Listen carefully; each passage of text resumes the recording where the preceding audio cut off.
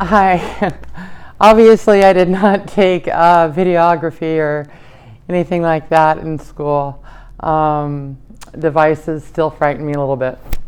So my name is Wendy Cronin, and this is Coming to Grace. So what we're going to talk about is cancer, the big C. What the fuck? I got cancer. What am I going to do now?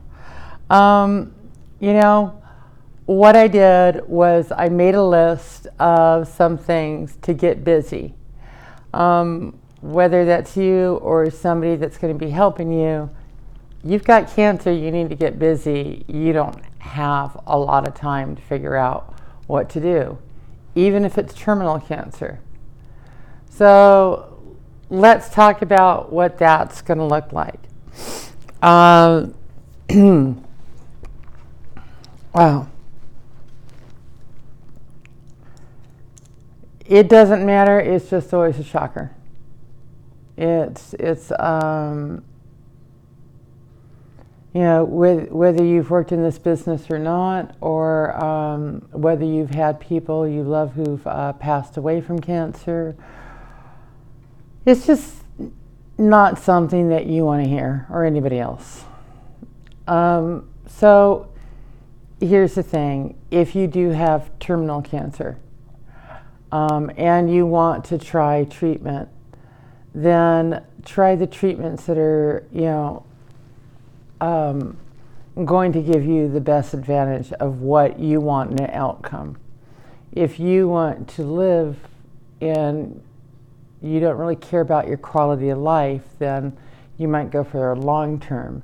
If you want to have a different type of quality of life and live within the boundaries of what you call a good quality of life, only you can figure that out, and you're going to have to set those boundaries, and you're going to have to go and try to achieve what that's going to be like for you at the closing of your life. One thing I would like to say, please, if you do have a terminal illness, be kind and thoughtful to the people that are in your life. If you don't want to leave them something, for goodness sakes, don't. You're going to be dead. They won't really care. I mean, they might care, you won't, okay? But be clear about it. Be concise about it. Don't make them fight, That's gross. That's ugly. Don't make people do it. Don't be a lazy ass. Don't be an indecisive idiot. Don't have analysis paralysis. Get off your frickin' butt and go get it done. Now, go get your will done. Go get your DNR done. Go get your power of medical done. Go get everything done now. For goodness sakes, get it done. Okay? Your directives, everything. And do not be an asshole to the people that you are leaving behind. Take care of it. I've seen way too many people, mostly engineers, by the way, shirk their duty. Really? That's what you want to do on your way out? Shame on you, if that's what you want to do on your way out. And if you don't have the balls to make the decision, then have your attorney make the decision. Have somebody else make the decision. But at least don't have your family fight one another. Okay, that's my 2 cents there. If you have cancer and you are given a prognosis that you're going to be able to work through this and beat it, and you're going to do treatment, and that's what you've decided to do, then this is probably going to be the type of information that you would want.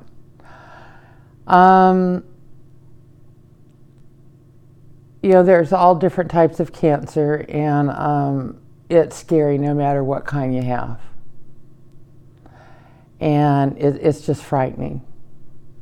And I get it. I know that. I think I had a pity party for a few days, cried my eyes out, had a fit, and just acted like an asshole, but I wanted to, and I guess I needed to or something. So If you need a pity party, go have a pity party. But sweetheart, you don't have a lot of time, and you don't get to go to that party and stay too late and have a hangover the next day and be paralyzed. So get over yourself, get on up, or get somebody who's going to be doing it for you. Got a lot of work to do. First thing you need to do, I would imagine you've already had the biopsy and you've already gone through all that. Get yourself a book together, okay? I got myself a little book. Hold on a second and I'll show you.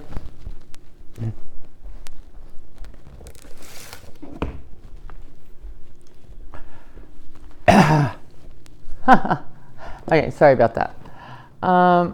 So in my book, it has my surgeon's name. So this is what I have in my book, okay? Excuse me, I'm going to have to put my glasses on. I know I have some on my head. Yes, I am one of those people. And then I can't find my glasses anywhere. Yes. Okay. So I have a book, and in my book, this is going to go with me everywhere. One of the reasons that I suggest that you have a book is because, number one, going through your treatment, you're going to bring this with you to every doctor. And it's a copy of every single movement that you've done throughout your cancer history here, okay?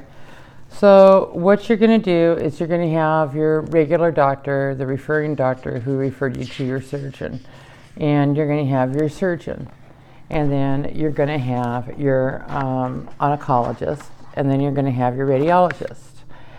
And then what I have decided to do is I have my meds, I have my hospital, my diet, my support group, and then my insurance. So this is all about my cancer. What this does is it lets me have a quick access to what my treatment was like, what I went through. If for any reason I'm seeing that something I might not be doing too well in a certain area, or I'm having a repeat, like every 3 months, might get sick or something because I'm taking a different medicine. I can look and I can start researching and use myself as my own patient. It's going to be kind of interesting to me to do this. So this is how I'm handling my cancer, talking to you and getting busy. I could sit there and freak out all day long. It's just not going to do me any good. You can do that too. It's probably not going to do you any good, and I guarantee you it's not going to do the people around you any good either. This is your cancer. You're the one who has to deal with it. You're the one who has to get treatment for it, and you're the one who has to get over it or go through it. People can help you do this, but this is your journey, okay? So this journey for me is going to be a mind, body, and soul. So my body is obviously my cancer. I obviously have to take better care of myself, right? I don't know if you guys know a little bit about me, but I used to weigh 345 pounds. I was a size 28, and now I'm a size 8, and I weigh 148, maybe 150 pounds. So I lost about 200 pounds. I'm lucky that I did because, I was able to find the cancer and I didn't have really big boobs. So before I had huge gazonkas, really big, like J's, Anyways, so, sorry. So it's just, I know I have to take better care of my body, and I know I have to be a lot more conscious of it. So that's what I'm going to do. I'm going to be a lot more conscious of it. And I'm going to be conscious of how I move with my body and what I do. So that's going to be part of this as well. And my mind is basically how we go through it. You know, as I said, you know, if you need to freak out, freak out. For God's sakes, have a pity party, do whatever you need to do. You know, it's okay to do that. It's just you really do have a limited amount of time. So, and what it's going to be like spiritually for me, you know, it might be obviously different for you. I hope that we're able to understand and respect each other's points of view on what spirituality is. I certainly respect yours. And I'll share with you what mine are, okay? So that's kind of what I'm looking at doing. I do have Get Busy Now, my cancer to-do list. Yes, I'm one of those people. I am a type A personality. If you look at my videos, I have been telling you this. But you know what? Hey, it's going to help me. So, and I really hope it helps you. Okay? So, take some time to freak out if you need to. Not a lot, because you got cancer. If you can't deal, find somebody to help you quickly, even if it's a stranger in a cancer group, even if it's, you know, a church group or somebody. Find somebody that can help you.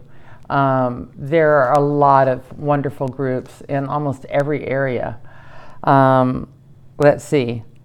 Find a surgeon, ask around, talk to everybody, ask your pharmacist, ask the doctor, ask a massage therapist, ask people, ask your church, family, friends, people who have had surgeon, ask for oncology surgeons, hernia surgeons, ask for surgeons, all right? You want a good surgeon. Research, research, research. You've got to do it. No, you've got cancer. Nobody's going to do this, okay? This is your cancer. You got to do this. All right? And it's a pain in the ass. I know. It really is. But the surgeon that you find is somebody that you're going to want. So here's the deal.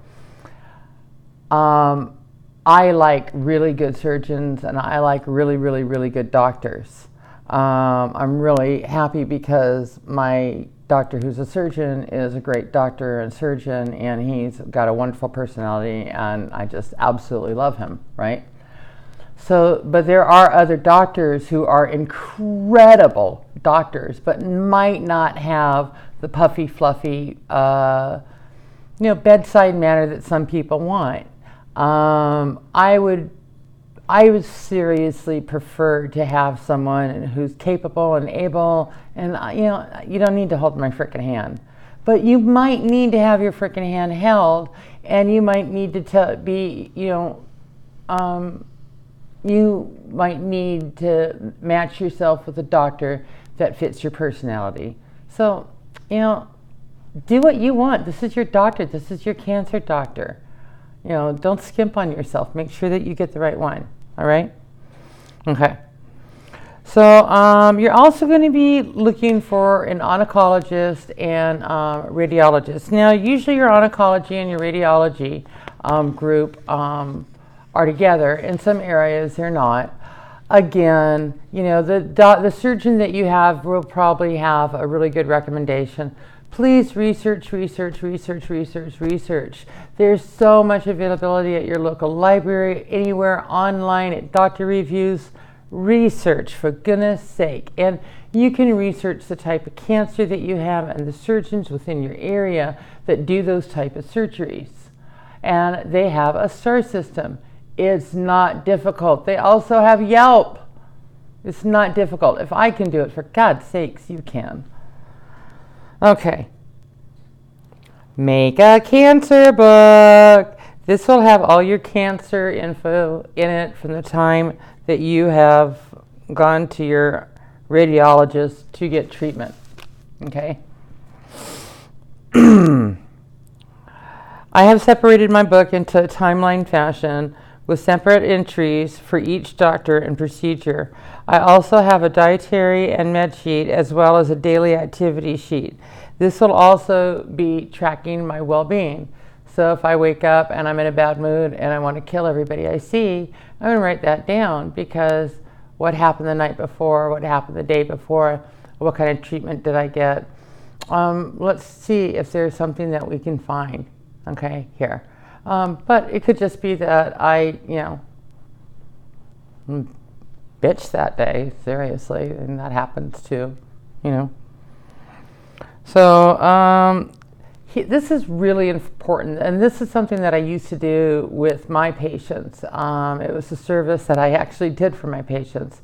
Is I would go in and I would set their home up with food that they liked, and I would make sure that they had all of their childhood favorites or things that were important to them to eat. Of course, obviously, making sure that you don't have any dietary restrictions from your oncologist or your surgeon or any other doctor. You need to be able to eat to replenish yourself. I had a gastric bypass surgery, so I basically eat a keto diet. So I eat a very, very high protein diet, high fat diet. I kind of have a bang for your buck. I've only got about maybe 5 ounces that I could put in my stomach at a time. So I really, really, really want to make sure that what I'm putting in my stomach is going to give me the best advantage to recover. So to recover, you need protein, protein, protein, and you need water, water, water. So you need fuel to put in your car, and you need, water to wash your car off, because, it gets dirty, and insides are going to get really dirty, especially with all the treatment, whether you're doing chemo or radiation. You need to flush that shit out, really big time. You need to flush that shit out. Okay. So, going on. I'm going to be posting this, and I'll be posting it to a link down below. All right. Okay.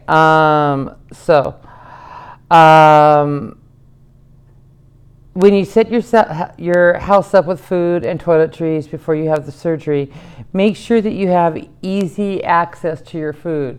So if you're going to be alone, make sure that you don't have to reach high and hurt your surgical site or harm yourself. If you're unable to walk, make sure you have a little mini refrigerator or even a cooler right next to your bed, so you could get to the food and you can get to the things that you need. All right. So let's see. Okay, I'm sorry. Let's see. Wash your bedding and vacuum your room, and clean your bathroom and your tub and your shower before you go in for surgery. And make sure you use bleach and be sanitary. Make sure you do your floors. You don't want to make sure, even though you have a lower risk in your home, it's probably best that you come home to a clean bathroom and bedding. Also, I love my kitties. I do. I do not let my furry little friends on my bed while I'm healing. Their little fur can get into my stitches, or they can get into, it's too easy to get an infection. I know a lot of people do, no shade to you, but you are opening yourself up to an infection, and in my opinion, why? But, to each their own. So,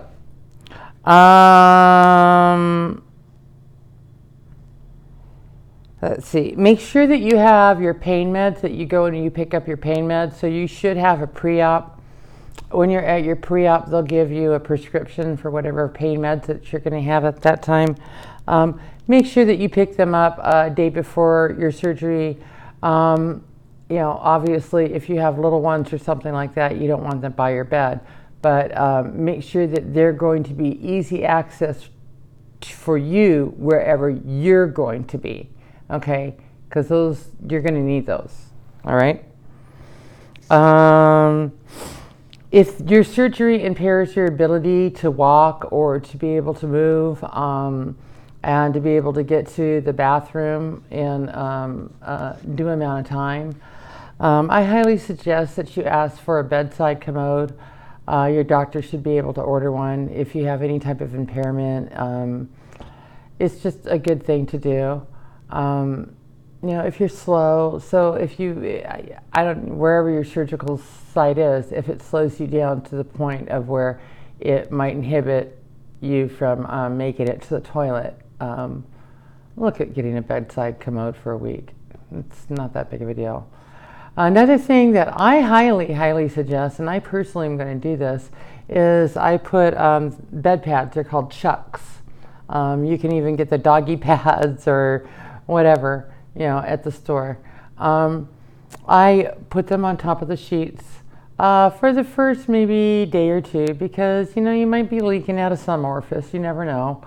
And it's just a good idea that you have those there so you don't have to clean the entire bed, if you've got an accident of some kind or another.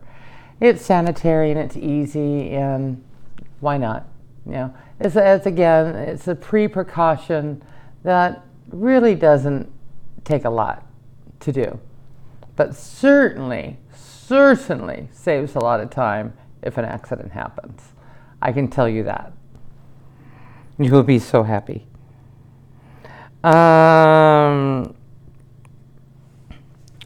Okay. So the best thing, as I said, when you're recovering, hydrate, and make sure that you have protein. So, here's the thing. Your pain meds, if they're opioids, are going to constipate you, and you're going to be pooping out concrete bricks. So, what I suggest you do before surgery, the day before surgery, hydrate. And then when you get out of surgery, start drinking as much as you possibly can. Because number one, your villi is going to stop because you've been under, all right? And that's going to impair your villi in your body to move. That includes, your throat, your intestines, your everything. Your colon. So if you're hydrated, everything's going to move a little bit better. I'm really concerned because I've had gastric surgery and I haven't really experienced anything after that. So I'm going to try to really take good care of myself and be preventive in my care. Okay. So make sure that you have, what I did is I went to the store. I went to the organic food store and I got a whole bunch of the protein powders and cellulose powders. Collagen powders, I'm sorry. Yes.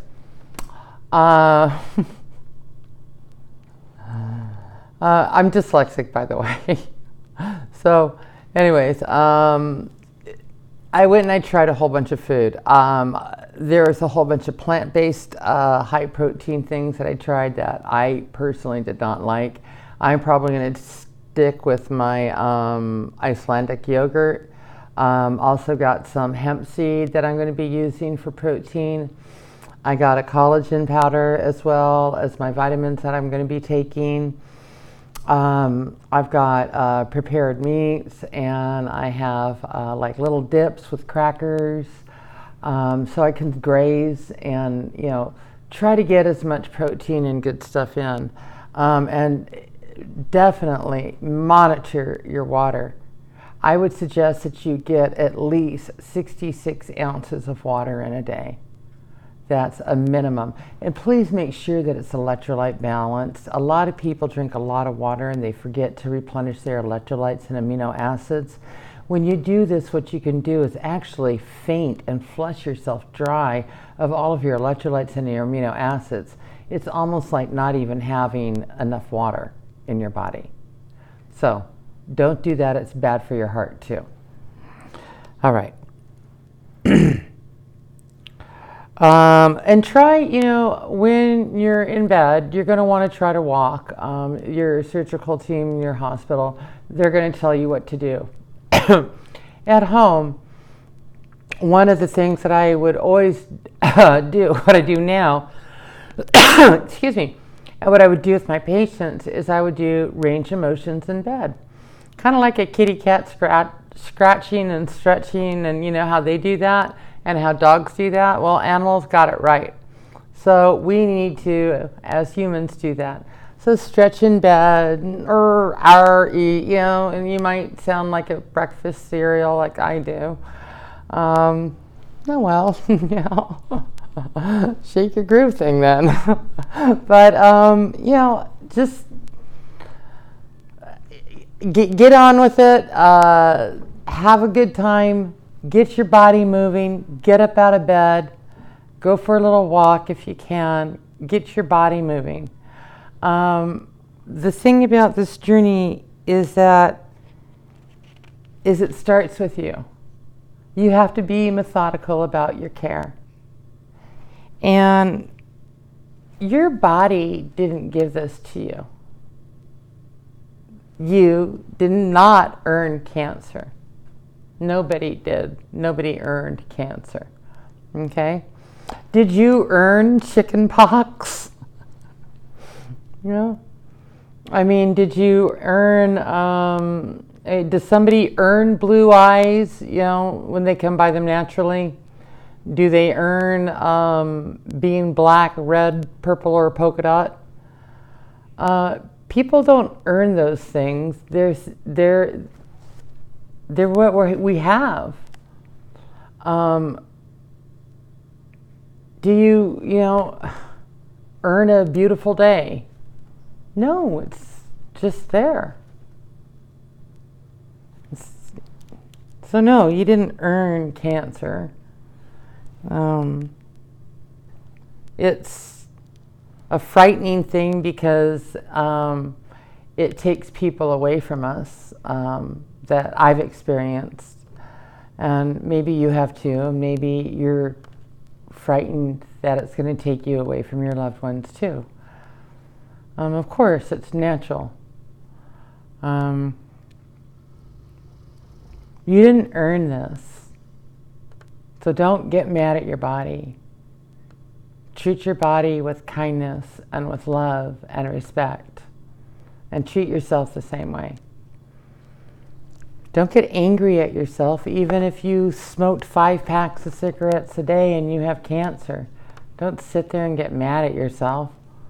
What the hell good is that going to do? It's not going to do any good. You have to go and do something now. So get up off your ass and go and do it and start on it. And just get through this. You can go and get mad at yourself later if you want.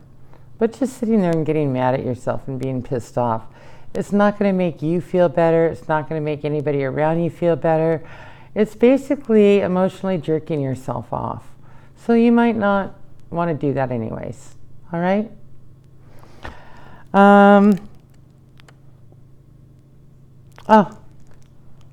Honor your spiritual path, whatever that is. So you and I have a lesson. What's my lesson? I got my lesson pretty early. My lesson is asking for help, letting people help me, and accepting help. And knowing that I'm worth being helped, and that I'm worth being loved, and that I am worth everything that I'm receiving now. And my cancer, I did not earn. It's something that I have. It's something that I'm experiencing. How I experience this is going to be up to me. And how you experience your cancer is going to be up to you. So I'm going to choose to work through it.